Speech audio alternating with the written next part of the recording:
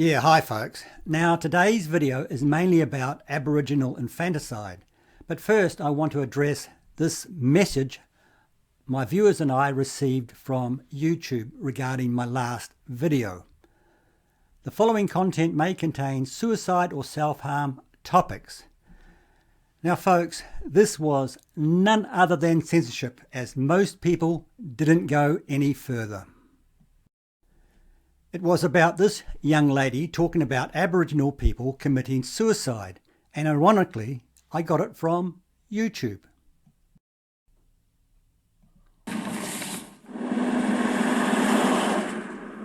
Australia's gold rush of 1885 happened here in the wilds of the far northwest. Heady days now largely forgotten.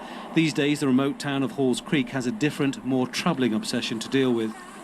It's the middle of the afternoon and most of these Aborigines have been drinking for several hours. My name is Big Mama Alcoholism. It's not an isolated incident. This passes for normal in this quiet cattle town, and it's consuming the lives of many. It's a huge problem in Halls Creek, and the fact of the matter is it's not getting better. It's just getting worse, and it's just out of control. Unlike the neighbouring town of Fitzroy Crossing 2 hours away, Halls Creek has no restrictions on alcohol. From noon every day, any adult can buy full-strength alcohol from liquor stores. When night comes, the full effect of the non-stop drinking can be seen. It often ends in drunkenness and sometimes violence and increasingly suicide. Faced with limited opportunities, many young people are killing themselves, often after drink and drug binges. This girl is 16. She says she had drunk 6 large cans of beer and some spirits. Normal for her and normal to live among the suicides. Yeah, but drug do make people have suicide, you know. Oh, look at that. No suicide or self-harm warnings on the original YouTube video itself. Anyway, now to Aboriginal infanticide and cannibalism. There's this idyllic view that everything was great prior to the Europeans, but everything was not great. It was a very hard life for a lot of Indigenous Australians, and we do often marvel at the fact that Indigenous Australians were able to survive for so many thousands of years without any of the technology that we had, with I guess really Stone Age technology, literally. Yeah. But what we forget, now exactly how many there were on the mainland, no one really knows. 300,000, 350,000, no one really knows. But what we do know, and it's universally testified by settlers and spoken of by Aborigines themselves, is that one way that they survived as a semi-nomadic people was by infanticide. Infanticide was something baked into Aboriginal culture, and in a way it had to be, because it's very difficult to be nomadic and bringing about 3, 4 little children.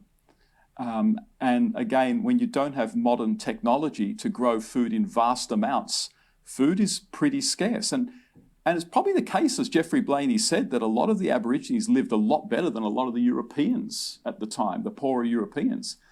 But one of the ways they were able to survive was, quite frankly, keeping their population low by killing their own babies, usually by strangulation or some kind of suffocation.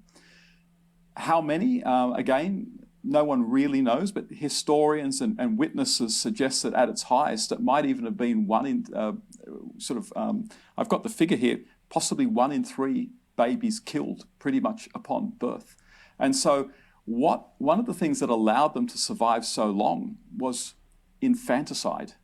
That is nothing that we should lament ending. That is not a cultural attribute that we should be sort of saying, it's a pity that finished. And the awful truth is that if you're a girl, you were more likely.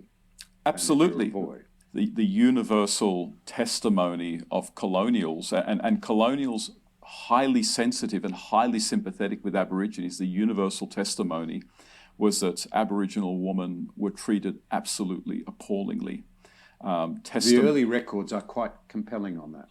The records right from the beginning, people's diaries, also well into the 20th century, noting the way that women were savagely beaten around the head, the way that women were ritually abused, raped, used as diplomatic currency to garner favour from one chief to another, send over a woman for their use. The Europeans used to do that. Well, that's an important thing to keep in mind. That certainly, Europeans are certainly not immune from criticism. But there's a sense in which, look, the way women were treated was even abhorrent to the Europeans, who, many would say in the 18th century didn't have particularly enlightened views about women. That's another debate. But we are talking about really horrific treatment of women. And that is something that certainly many of the white people try to rescue women from and sort of bring them into Christian reserves to protect them from that kind of treatment. And as the brilliant anthropologist Peter Sutton said in his book, The Politics of Suffering, he said, in all his decades living with Aboriginal communities, he never once came across a woman who longed for the old days to return. They were absolutely brutal and savage for women. And it's a very uncomfortable thing to say, and I don't say it to put down Indigenous Australians or anything like that. It is just a fact. In Australia today, there is a lot of self-hatred, guilt and shame that is deeply embedded into the culture like a zeitgeist. Perhaps this is why so many Australians have such admiration for the fabricated and exaggerated pre-colonial Aboriginal culture that is forced down our throats by institutions of education and media. It's a day that we remember the genocide of our people.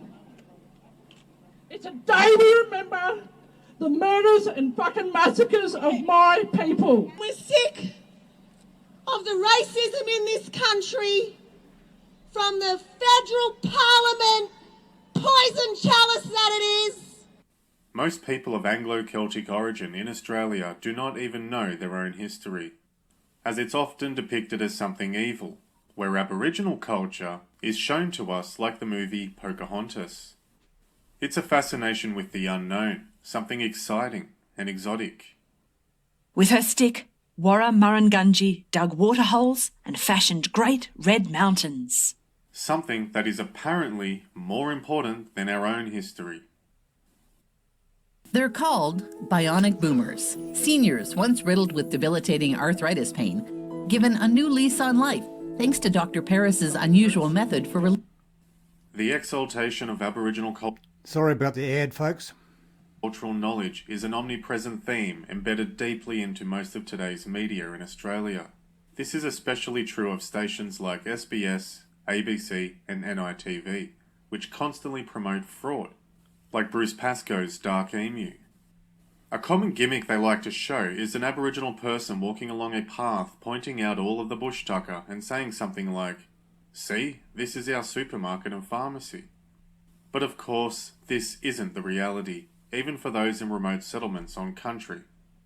If it were true, Aboriginals would be at the helm of horticultural discovery, and there would be no gap that needs to be closed.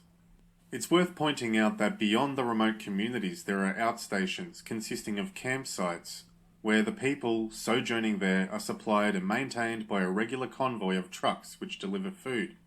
There is this false notion that pre-colonial times in Australia, prior to the arrival of the Brits, was like a paradise, a utopian balance of harmony and peace, seated by some special connection to the land that you or I could just possibly never comprehend. A deeper esoteric and pantheistic understanding of Mother Nature. But the truth, however, shows a much different picture than what the blue-haired academics of universities wish to paint for us.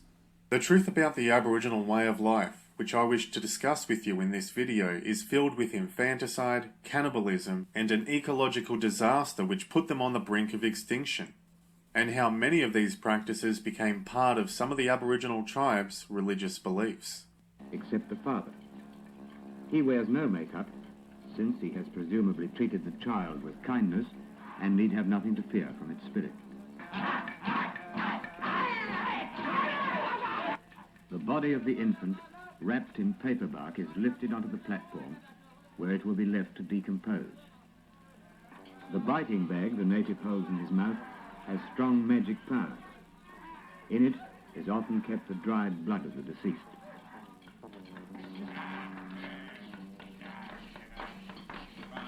For anyone who has read into the anthropology and history of Aboriginal Australia, from publications spanning back to the 18th century up to the 21st century, there is a very good chance that you will find an entry on infanticide and cannibalism. These barbaric occurrences seem to have been a common and customary practice of pre-colonial Aboriginal tribes that continued well into the 1950s of the modern era after British settlement, as noted by many historians and scientists throughout our history. One particular source from the 1950s that's worth citing is from the Tribune newspaper, January the 9th, 1957, which based its report on the research efforts of the Western Australia Parliamentary Committee, who were tasked with assessing the quality of life Aboriginals lived with in remote and rural settlements in Western Australia. According to their report, which was published in this newspaper, quote, "The committee has arrived at the conclusion that the plight of the Aboriginals in the Laverton-Warburton Range area are deplorable to the extreme. The natives lack even the most basic necessities of life. Malnutrition, blindness and disease. Abortion and infanticide and burns and other injuries are commonplace." Unquote. I would like to refer to a portion of an article written by Tony Thomas of the Quadrant magazine back in 2022 on the topic of Aboriginal infanticide and cannibalism. I'll put the full article in the description below for those who want to read into this further. All of the sources and citations that are used are mentioned within the article and can be verified quite easily. Quote, "How common was infanticide among pre-contact Aborigines? According to the University of Michigan professor of anthropology, Aram Yengoyan, infanticide was the primary means of population control. In theory, infanticide could have been as high as 40 to 50% of all births, and the population could have survived. In actuality, infanticide rates were lower and probably ranged from 15% to 30% of all births." Unquote. Contemporary European observers of nomadic tribal Aboriginals were in apparent agreement that about 30% of newborn Aboriginal children were routinely killed. According to Samuel Gayson, an early settler of the Flinders Range, writes of the Guyarite tribe of the Coopers Creek area between South Australia and Queensland, about 30% are murdered by their mothers at birth. He gave as the reasons for this that many of the mothers married very young. Their firstborn is considered immature and not worth preserving. And because they do not wish to be at the trouble of rearing them, especially if weakly, indeed all sickly or deformed children are made away with in a fear of becoming a burden to the tribe." Unquote. This is cited by Robert Braun Smith in The Aboriginal of Victoria, Volume 1, London, 1878, pages 51 to 52. Similarly, Reverend George Tappan, a prominent Congregationalist missionary to Aborigines in the Murray Valley, stated that in the early 1860s, 1/3 of infants which were born were put to death. Every child which was born before the one which preceded it could not walk and was destroyed, because the mother was regarded as incapable of carrying two. All deformed children were killed as soon as they were born. Of twins, one and often both were put to death. Cited by James Dawson, IBID, page 52. Most European observers noted that these killings were carried out without the slightest sense of guilt or sadness. They were necessary for survival of the tribe. Apparently most infants were killed by burning them alive. Frederick August Hagenauer, a Moravian missionary in Gippsland, stated that Aboriginal tribes would, quote, "bury newborn babies alive in the sand," unquote, which was formerly a common practice. But in many cases, the reality of what occurred was far worse. According to Peter Betteridge, a Scottish-born grazier near Swan Hill, who arrived in 1845 and wrote a posthumously published work on Aborigines found in Ibid, quote, "Infanticide was often practiced, and meals were made by mothers of their own offspring. This practice is attributed to laziness principally.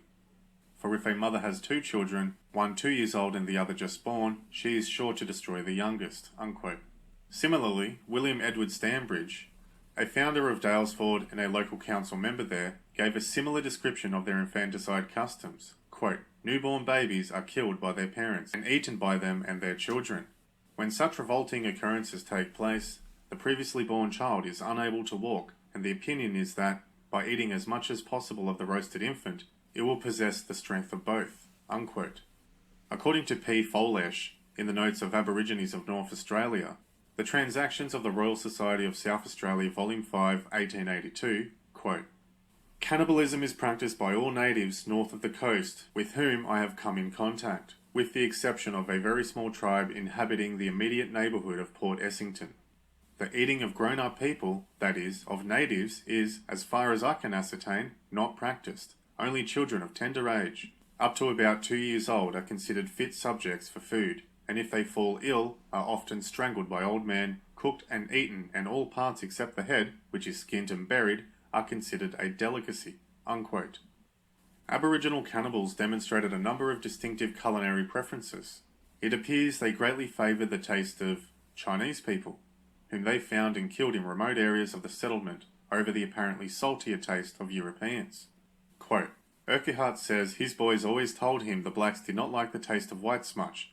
They were too salty, but they relished the Chinamen, hundreds of whom were killed while packing provisions across the peninsula to the Palmer River goldfields in Queensland in the days following the Mulligans' discovery of the field. This fact was put down to the salt beef diet of early whites, while the Chinese lived more on rice. Urquhart was called out to hunt up the murderers of the Chinamen living in a lonely hut by the roadside. Following up the blacks, Urquhart came upon them while engaged in the preparation of a meal. He and his troopers dashed into the camp and scattered the natives in all directions. On the fire was a looted pot, and simmering inside it was a Chinaman's foot and some sweet potatoes." Unquote. Cited by Hudson Fish, Taming the North, 1933, referring to a period after gold was discovered in 1873. Quote, "The blacks west of Cooktown showed me several of the clay-white ant nest camp ovens, where they roasted the Chinese in the old Palmer digging days.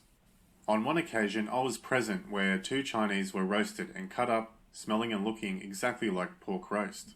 Unquote. Cited by Archibald Meston, courtesy of E. A. Meston, in Cummins and Campbell's Monthly Magazine, December 1936. Cannibalism apparently became part of the religious practice among at least some of the Aborigines. Quote, "In parts of New South Wales, such as Bathurst, Goulburn, the Lachlan or Macquarie, it was customary long ago for the firstborn of every lubra to be eaten by the tribe as part of a religious ceremony. I recollect a blackfellow who had, in compliance with the custom, been thrown when an infant on the fire, but was rescued and brought back by some stockkeepers, who happened accidentally to be passing at the time. The marks of the burns were distinctly visible on the man when I saw him, and his story is well known in the locality." Unquote. Cited by R. Bro Smith, The Aborigines of Victoria, Volume 1, 1878. There are so many historical sources I could present, but for the sake of time I will move on. A lot of these historical citations on the topic of Aboriginal cannibalism and infanticide that I have mentioned in this video were published on the Quadrant magazine, so I would like to credit them for their great work in finding all of these mentions in settler logs, encyclopedias, and government archives. So I thought that was worth bringing up. It would have taken me probably years to come up with the same amount of primary citations otherwise. There are literally hundreds of accounts of Aboriginal cannibalism and infanticide dating from the first European settlement in Australia all the way up into the mid-50s, as I have shown so far in this video. All of these historical citations, plus many more, are out there for those to find, but are usually found in the form of book or studies, as so much of this knowledge is being eradicated from the internet and regarded as some form of racism. Anything that detracts from the notions that Aboriginals lived happily and peacefully until the settlers came along will not be broadcasted by the ABC, nor will it be tolerated by the cultural editors of our society, who frown upon the very existence of Australia as a nation. It really shines a light on the fact that these pre-colonial troglodyte tribes in Australia had a culture that was filled with child abuse and suffering. Brutality, murder and incest were just commonplace and customary, and there were plenty of other practices that are worthy of mention that didn't make the cut in this video. There seems to be acknowledgement by both settlers and Aboriginals that the quality of life was so poor that the threat of extinction was a very big possibility.